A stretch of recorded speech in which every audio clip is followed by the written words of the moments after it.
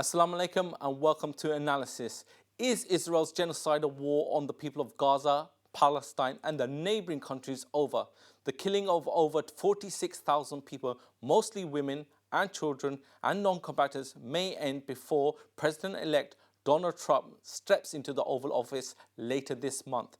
Some reports claim that Trump gave Prime Minister Benjamin Netanyahu an ultimatum to end the war. The Qatari-led Mediators gave Israel and Hamas a final draft of a deal on Monday to end the war in Gaza. An official briefed on the negotiations said after a midnight breakthrough in talks attended by envoys of both Joe Biden and Donald Trump. The following video contains graphic images.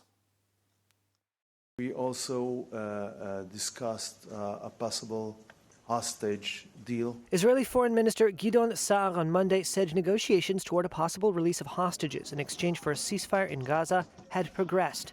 That comes as an official briefed on the negotiations described to Reuters a midnight breakthrough in talks between the sides in Doha. The official said the text for a ceasefire and release of hostages was presented by Qatar. The session included envoys of both outgoing U.S. President Joe Biden and U.S. President-elect Donald Trump. Others present included representatives of Israel's Shin Bet and Mossad intelligence agencies.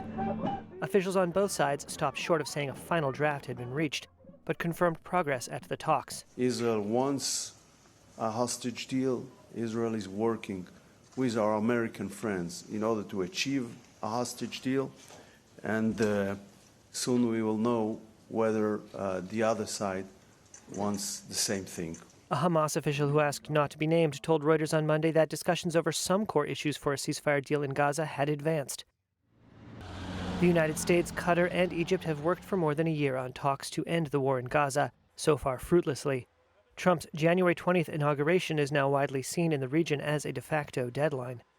The president-elect has said there would be, quote, hell to pay unless hostages held by Hamas are freed before he takes office, while Biden has also pushed hard for a deal before he leaves. The warring sides have agreed for months broadly on the principle of halting the fighting in return for the release of hostages held by Hamas and Palestinian detainees held by Israel. But Hamas has always insisted a deal must lead to a permanent end to the war and Israeli withdrawal from Gaza, while Israel has said it will not end the war until Hamas is dismantled.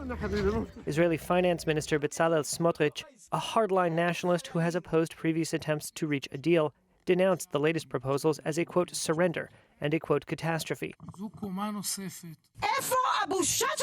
Angry family members of Israeli hostages confronted him at a Knesset session on Monday, accusing him of abandoning their loved ones. Negotiations for a truce on the war on Gaza are on the cusp of reaching an agreement, and the White House is in touch with President-elect Donald Trump's team on the talks, said top aide to President Joe Biden.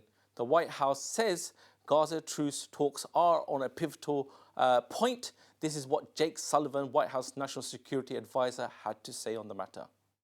We are now at a pivotal point in the negotiations for a hostage deal and ceasefire in Gaza. The president spoke with Prime Minister Netanyahu yesterday and just got off the phone with the Emir of Qatar. He'll be speaking soon also with President Sisi of Egypt. I haven't stood at this podium and said anything particularly optimistic about a hostage deal in quite some time, and that's because we haven't been in the position that I think we are in today. Why is that? It's because the gaps have fundamentally narrowed on the key issues. The formulas over prisoner exchanges, the formulas over the details of how Israel's forces will be postured in their pullback in the Gaza Strip, the details over how to conduct the humanitarian surge in the wake of the guns going silent. These things now, on paper, the gaps between the two sides are slowly getting removed one by one, and issues are closing. I think there's a couple of reasons for why this is happening, the biggest one of which is that Israel has achieved its substantial military objectives in Gaza, and Hamas has suffered catastrophic losses, military losses over the course of the conflict. However, Ben Gvir, Israel's far-right national security minister, says the advancing Gaza ceasefire talks constitute, and I quote, surrender deal to Hamas, adding that if the deal passes, he will resign from Israel's fragile government. העסקה המתרקמת היא עסקת כניעה לחמאס. אני קורא לחברי, השר בצלאל סמוטריץ', לחבור אליי וביחד לשתף פעולה נגד העסקה המתרקמת. לעוצמה יהודית אין את הכוח למנוע את העסקה לבד. אבל ביחד אנחנו יכולים ללכת לראש הממשלה ולהודיע לו שאם הוא מעביר את העסקה, אנחנו פורשים מהממשלה. אני מדגיש, גם אם נהיה באופוזיציה לא נפיל את נתניהו. אבל השיתוף פעולה הזה זו הדרך היחידה שלנו למנוע את עסקת הכניעה, למנוע את העסקה הנוראית הזאת ולדאוג לכך שמותם של מאות חיילים לא יהיה לשווא. Joining us to unpack where we are at with this potential ceasefire and the broader implications for the region is Nasim Ahmed, political analyst for Middle East Monitor, and Professor Kamel Hawwash, Palestinian academic and political analyst as well. Welcome, gentlemen, to Analysis. We're on the point or pivotal moment in the region. Nasim, first question to you. What is in the peace deal and how long can it last? Well, there isn't major significant changes in the deal that was offered in, I think, back in March, which Hamas accepted and was willing to abide by. The deal basically says that there are 3 stages, each, of course, are fraught with challenges. The first stage will see a release of hostages by Hamas, 33 hostages for 1,000 Palestinian prisoners. And then after 60 days, there will be, for a period of 60 days, there will be further negotiations. They'll enter into stage 2. In that negotiation, there will be full talks about full withdrawal of Israeli troops from the Gaza Strip. So in the first stage as well, Israel will move its troops from the Philadelphia corridor. That has been a contentious issue right from the previous negotiation. The corridor is the corridor between the Gaza Strip and Egypt. Israel wanted to maintain control of that, and that has been one of the reasons why there has not been agreement on previous talks. But Israel, in this round of peace talk, has agreed to withdraw troops from there. And in the second stage, there will be talks about who will govern Gaza. And that will be a crucial point because Hamas is still there. Hamas is still governing Gaza. Israel will insist on Hamas giving up or surrendering its power.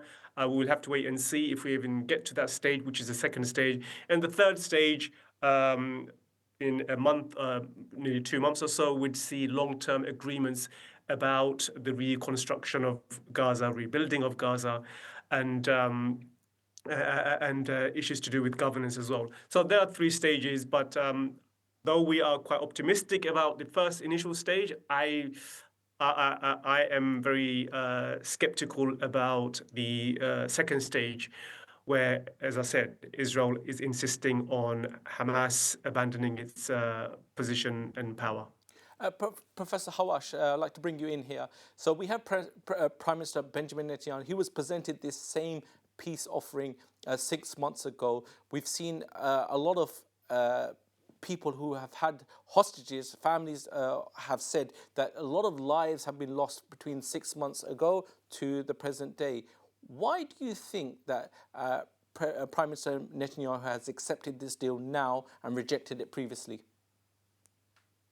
Well, first of all, we should remember that in November of 2023, there was a hostage deal in which, if I recall correctly, 100 Israeli hostages were released, and there were women prisoners, Palestinian prisoners released as well.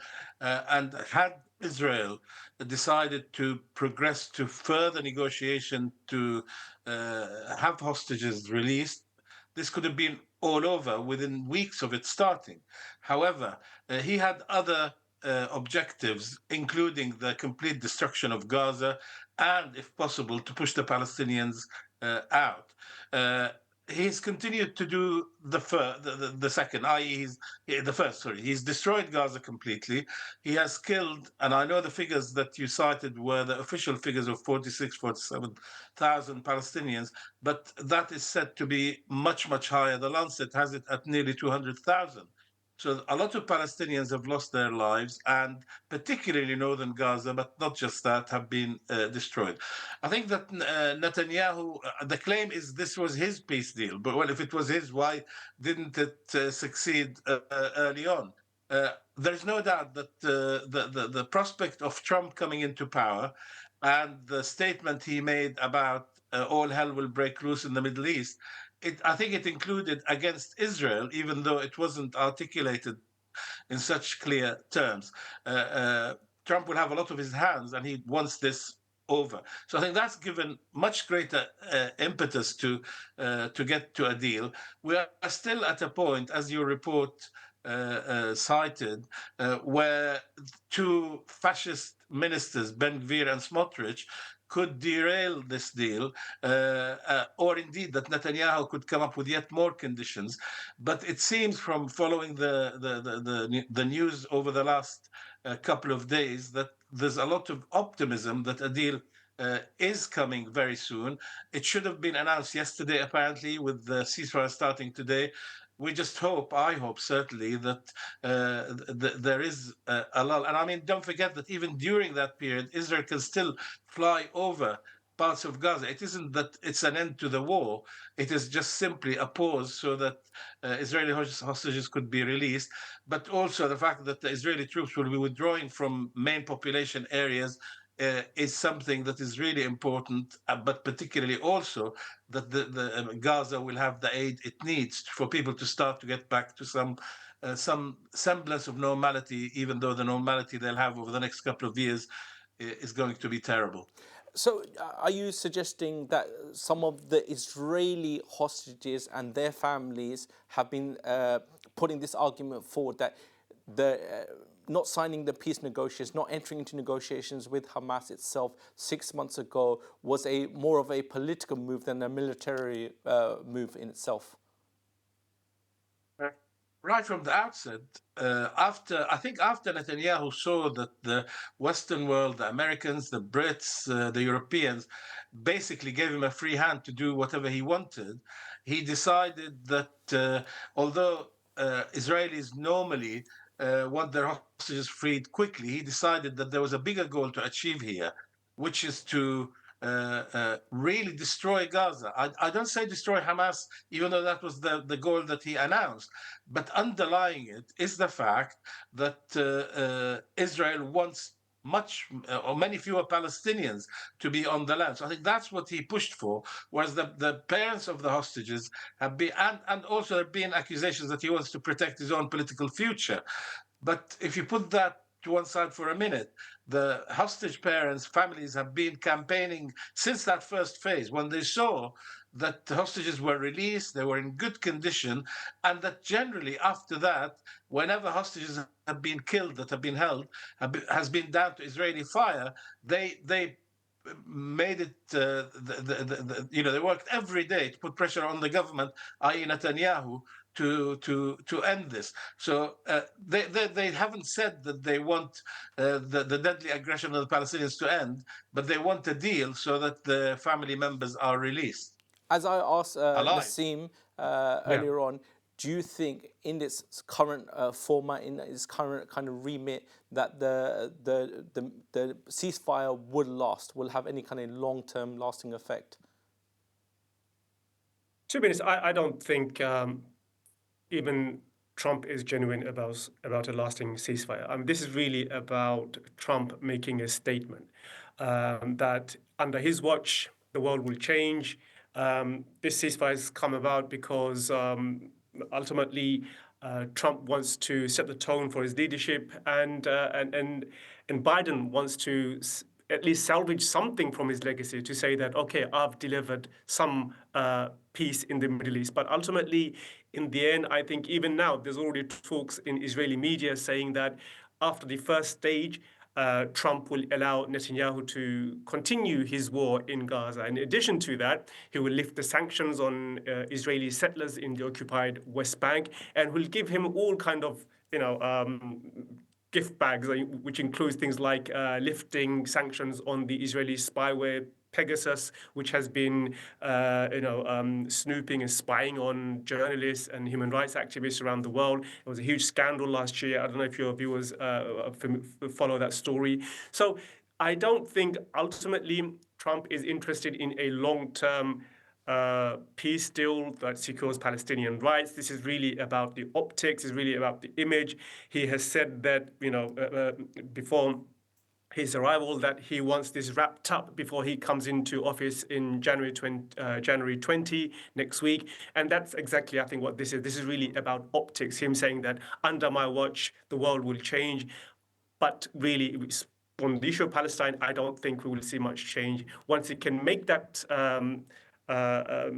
claim, at least, and the narrative can be spread across the world, so to speak, I don't think there is any real interest to stop Netanyahu from continuing his aggression and genocidal war on Palestine. So as I said at the beginning, there are a number of stages. After the first stage, which is the easiest stage, the second stage is the major stumbling block, where there will be a demand for Hamas to probably disarm, and there will be a different governing structure. I don't see how Hamas will accept that. But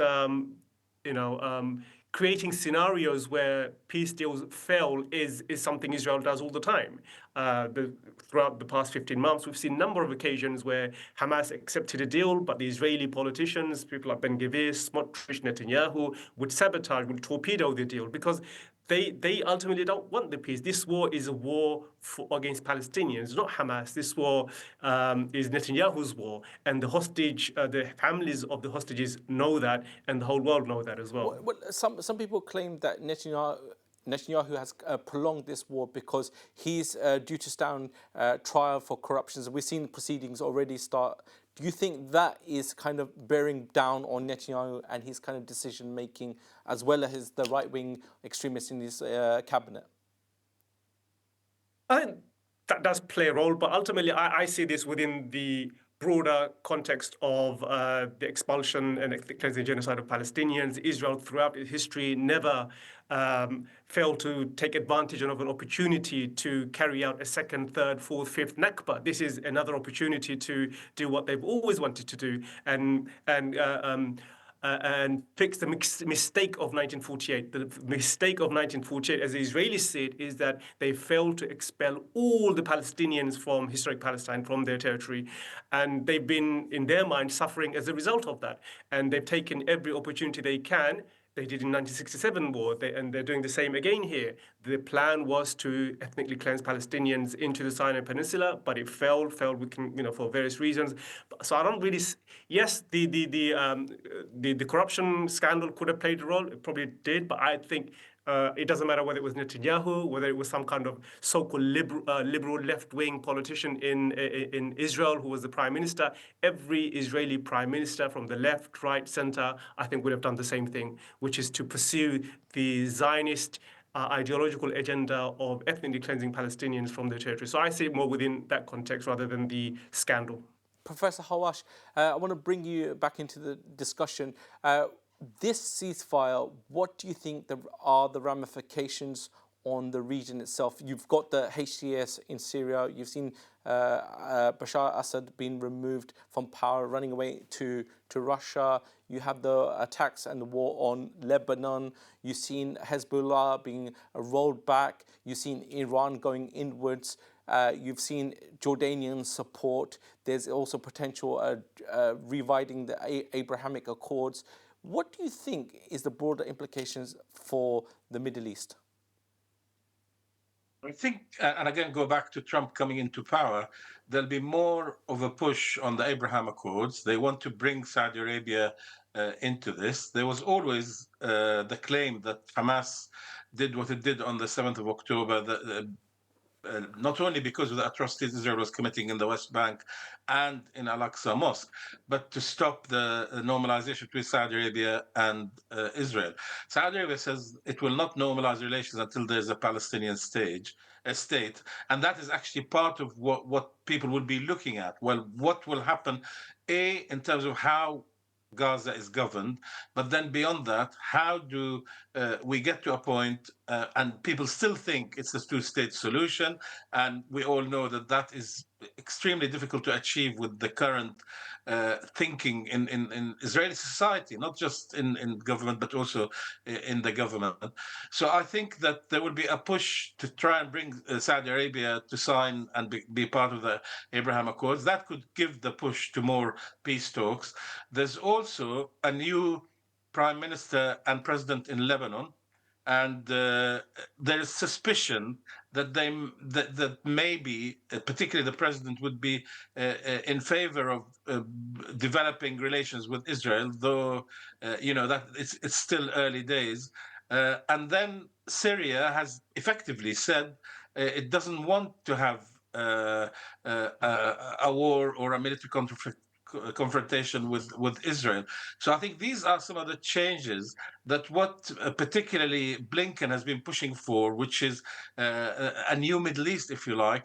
There are signs that there could be changes, but I have a feeling that unless the Palestinian question is solved, it will still every now and then bring up some conflict between different groupings.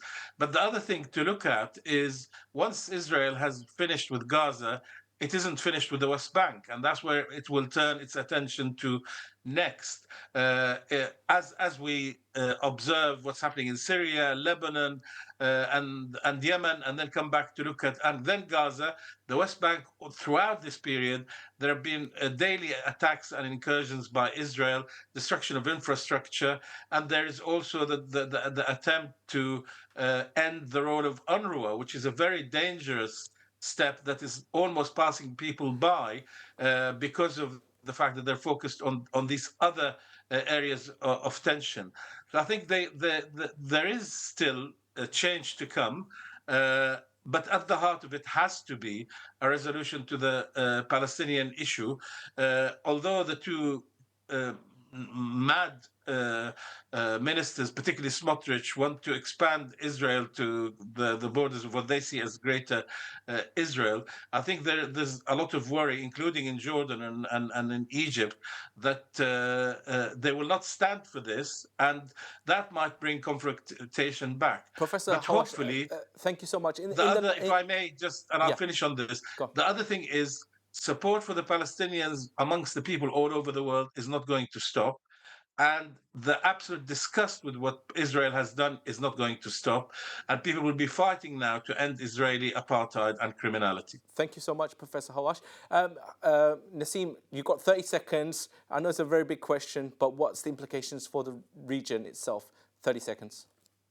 Well, it's very difficult to make predictions in a region where there's so much uncertainty, but ultimately, I think we need to look and see how the world reacts to a country that's committed genocide in live, and we've been live stream watching this genocide.